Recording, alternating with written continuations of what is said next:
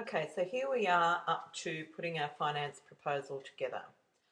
So basically, I'm just going to go through the components of that proposal. What you need to include in this, I would put a folder together to ensure that the bank gets a message that you know what you're doing.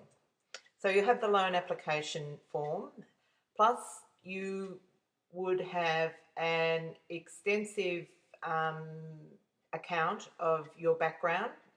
As I say, sell yourself, uh, what you have done, what projects you've done. If you've not done a lot of renovating, so this is why you start small. So just build yourself up. So you build up a portfolio, and what education you've got, and for example, my husband has an MBA that goes into our finance proposals because regardless of whether it's relevant, as far as the bank's concerned, it adds to our credibility. Also put a record of your assets and liabilities. This goes on the loan application, but really I highly recommend that you're incredibly thorough with these documents, because it sends a message to the bank that you are serious about what you are doing. You are very professional and you have a really good understanding of what's required. So your income, proof of your income, and a budget. Once again, that budget needs to be very accurate and not something you've whacked out on a napkin 10 minutes before you go in there. Documentation of your research. This is really important. So you need to demonstrate to the lending body that you understand your area, you understand what you're doing, you have you've done market research and you know what you need to do to appeal to your market. You understand the property values. You need to support your plan and demonstrate your expertise. Then your property due diligence, all those tasks you went through to get an understanding of your property, you need to include the results of those in your finance proposal. So this is one situation where more is more. So don't skimp on it. Get everything you could possibly get into this so the bank gets the message that you know what you're doing and that you are incredibly thorough.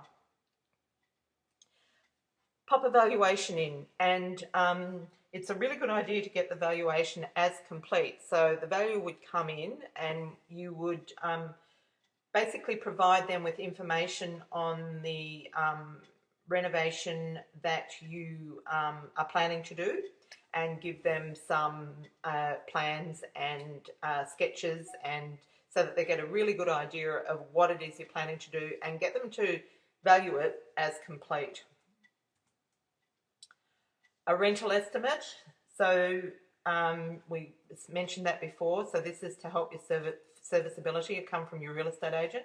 You also put in a market comparison report. You'll get this from one of the major agents in your area. So it's basically a report of every house that's been sold in, I think it's the last 6 months, anyhow, 3 or 6 months, plus anything that's on the market at the moment. And in that report, I would be highlighting the relevant properties. Obviously, when you're talking about a sale price, you might go for ones that are fairly high prices. And so highlighting the properties that you have based your feasibility on. Then the details of the project, the plan for the project, the plans, any concept sketches or diagrams, and how you tend to execute it. If you have a program ready to go, with milestones, so what the time frame is going to be. One of the things that that they'll be concerned about is if you're going to come undone with the timing. You know, a lot of people underestimate their time, so you need to demonstrate that you have a grasp on that. Also the budget, the project budget. Make sure that you include a contingency in the budget. Look, obviously we'll go into budgeting in much more detail, but just to give you an overview,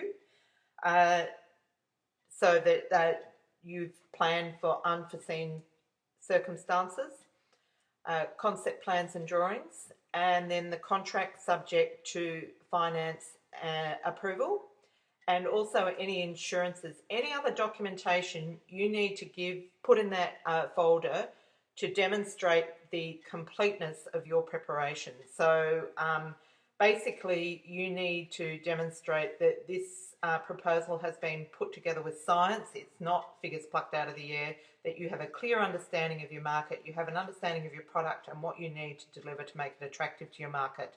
And you understand the real estate values. And something I haven't included there is an account of where the real estate market is in your area at the moment. Days on the market, that type of thing will also be valuable in this instance. So put that in front of a lending body and it almost makes it impossible to say no. They really do have to justify saying no. If you have basically dotted your I's, crossed your T's, shown them, demonstrated to them that you are up to this task, then it makes it a very attractive proposal for a lending body. So that's all I have for you tonight. I hope this has been of value for you. If there are any more questions, I'll be taking those in a minute. Other than that, there will be further webinars coming up if this is a topic that you're wanting to pursue further.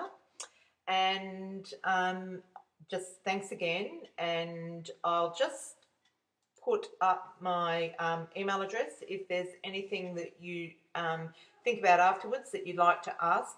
That's my email address. It's very easy to get in contact with me, and thanks again.